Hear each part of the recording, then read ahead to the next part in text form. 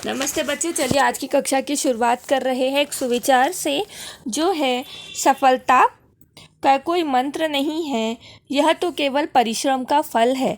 अर्थात किसी भी कार्य को करने के लिए आपको कोई मंत्र की आवश्यकता नहीं होती। आपको क्या करना होता है? परिश्रम करना होता है, मेहनत करनी होती है। और आप जब मेहनत करते हो तो उसका जो आपको फल मिलता है वह क्या होती है? आपकी सफलता। बच्चों, आज हम विषय हिंदी के अंतर्गत पाठ 12 सपूत कहानी है उसका अध्ययन करने वाले हैं। तो अगर आप लोग किताब नहीं भी खोलते हो तो चलेगा, सिर्फ ध्यान से सुनिए, ठीक है। बहुत पुरानी बात है, फुलेरा नामक एक आदर्श गांव था। फुलेरा नाम का एक गांव था। आदर्श मतलब जिससे हम सीखते हैं। जैसे बोलते हैं ना कि हाँ, मैं महात्मा गांधी जी को मेरा आदर्श मानता हूँ, मतलब महात्मा गांधी जी जैसे बनने की कोशिश करूँगा या उनके बताए रास्ते पर चलूँगा। तो वैसे ही वह एक आदर्श गांव था। आदर्श गांव क्यों था कि हमें उससे कुछ सीखना चाहिए, वो हम आगे देखेंगे। गांव में हर तरफ स्वच्छता थी। गांव की गलियों में नियमित रूप से झाड़ू लगाई जाती थी। नियमित मतलब रोज। नालियाँ रोज साफ की जाती थी। लिपाई पुताई करके घर आंगन सुंदर रखा जाता था। परिसर में बड़ी संख्या में पेड़ पौधे थे। लिपाई पुताई करके मतलब पेंटिंग करके अपने घरों को लोग पेंट करके एकदम सफाई से सुंदर रखते थे। परिसर में बड़ी संख्या में पेड़ पौधे थे, मतलब वहाँ पेड़ पौधों की संख्या बहुत ज़्यादा थी। कुएं का पानी निर्मल रखने के लिए आवश्यक सावधानियां बरती जाती थी। मतलब कुएं का पानी निर्मल मतलब शुद्ध स्वच्छ रखने के लिए आवश्यक सावधानियां मतलब क्या आपको क्या नहीं करना चाहिए, क्या करना चाहिए, मतलब कैसे हम पानी को स्वच्छ रख सकते हैं। पनघट स्वच्छ और सुसज्जित था। स्वच्छ मतलब साफ और सुसज्जित मतलब सुंदर सजा हुआ। एक दिन पनघट पर 3 स्त्रियां पानी भर रही थी। पनघट मतलब क्या बच्चों? जहाँ से पानी भरते हैं ना, जैसे कुएं का पनघट, वो। एक दिन पनघट पर 3 स्त्रियां, देखिए यहाँ पे दिख रहा है पनघट ऑलरेडी, वहाँ पे 3 स्त्रियां क्या कर रही थी? पानी भर रही थी। वे अपने अपने लाडले के गुणों का बखान कर रही थी, मतलब गुण कि मेरा बेटा ज़्यादा अच्छा, मेरा बेटा ज़्यादा अच्छा। एक बोली, बहन, मेरा सपूत बड़ा विद्वान है। सपूत मतलब क्या होता है बच्चों? बच्चा, मतलब उसका जो बच्चा था सपूत, अच्छा, वो मानती थी कि वो बहुत अच्छा है। क्यों? देखिए आगे, मेरा सपूत बड़ा विद्वान है, जिसको विद्या का बहुत ज्ञान है। जब से शहर से पढ़कर आया है, चारों ओर उसकी धूम मची है। मतलब वह जब से विदेश से पढ़ के आया है, जब से शहर, वो तो गांव था, तो वो क्या था, शहर में पढ़ने गया था, और जब से वह शहर से पढ़ के आया था उसकी बहुत धूम मची थी। मतलब लोग उसको बहुत ज़्यादा नाम था उसका कि हाँ, ये तो शहर से पढ़ के आया है। ऐसा बड़े बड़े ग्रंथ पढ़ लेता है, आकाश के तारों को देखकर उसके नाम बता देता है। मतलब उसे बहुत ज्ञान था, इसलिए उसे क्या है? विद्वान। देश विदेश की सभी बातों का उसे पता है। दूसरी ने जोश में झट से आगे बढ़कर कहा, अरे सखी, मतलब दूसरी, अब वो क्या, उसने, एक ने तो अपने बच्चे का बोल दिया, अब दूसरी बोली, अरे सखी मतलब सहेली, मेरे लाल जैसा बलि तो 10-5 गांव में देखने को नहीं मिलेगा।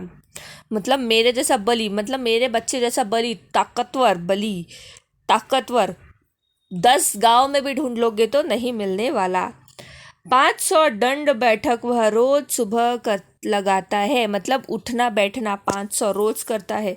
अखाड़े में जब ताल ठोक कर उतर पड़ता है तो बड़े बड़े पहलवान तक उसका मुकाबला करने से घबराते हैं। जब वह अखाड़े के मैदान में उतर जाता है तो बड़े बड़े पहलवान भी उसका मुकाबला करने से घबराते हैं, डरते हैं। वह मेरा सपूत है, मतलब सपूत, वह मेरा अच्छा बेटा सपूत है। अब तीसरी स्त्री की बारी थी, वह चुप रही। अब वह क्या हुआ? तीसरी स्त्री, दोनों तो अपने बच्चों के बारे में बोल दिया, तीसरी थी वह चुप रही। इस पर उन दोनों ने कहा, बहन, तुम चुप क्यों हो? लगता है तुम्हारा लड़का कपूत निकला। सपूत का उल्टा कपूत। सपूत मतलब अच्छा, कपूत मतलब अच्छा नहीं, मतलब बिगड़ा हुआ। तीसरी स्त्री बिना किसी जोश या बिना किसी जोश, मतलब उसको किसी चीज़ का जोश नहीं था, और गर्व से बोली, बहनों, सपूत या कपूत जैसे शब्द तो मैं नहीं समझती, पर मेरा लाल मेरे लिए बहुत अच्छा है। मुझे सपूत अच्छा है, बिगड़ा है, इससे मुझे नहीं समझता, पर मेरा बेटा मेरे लिए सबसे अच्छा है। वह सीधे साधे स्वभाव का साधारण किसान है, मतलब उसका स्वभाव एकदम सीधा साधा है और वह एक किसान है। दिन भर खेत में जुटा रहता है, मतलब वह दिन भर खेत में काम करता रहता है। शाम को घर का काम करता है। आज बहुत कहने सुनने पर वह मेला देखने गया है, इसलिए मुझे पानी भरने आना पड़ा। मतलब वह क्या करता है, इस घर के सारे काम भी कर लेता है। आज मैंने उसको बहुत बोला, इसलिए वह मेला देखने गया, इसलिए पानी भरने मैं आई, वरना तो वही भरता था। तीनों स्त्रियां अपने अपने सिर पर घड़ा रखकर चल पड़ी। अब वहां से लोग ने पानी भर लिया और वो अपने अपने घर के लिए निकल पड़े। अभी वे 2-4 कदम ही चली, पुत्र आता हुआ दिखा, जिसने कहा था कि मेरा बेटा बहुत बड़ा विद्वान है, शहर से पढ़ाई करके आया है। अब वो दिखा तो उसने क्या, पास आते ही उसने अपनी माँ से कहा, व्याख्यान देने जा रहा हूँ, भाषण देने जा रहा हूँ, मतलब भोजन वही करूँगा। यह कहकर वह तेजी से चला गया। उसने अपनी मम्मी को बोला कि मैं व्याख्यान देने जा रहा हूँ और मैं भोजन वही करूँगा, और वह चला गया। यह कहकर वह तेजी से चला गया। तभी दूसरी स्त्री का पहलवान पुत्र भी आता हुआ दिखा। वह मतवाले हाथी की तरह झूम रहा था। मतवाले हाथी की तरह मतलब इसे कैसे, हाथी कैसे झूमते रहता है वैसा। उसने अपनी माँ से कहा, माँ, आज दंगल में मैंने एक नामी पहलवान को बुरी तरह पछाड़ा।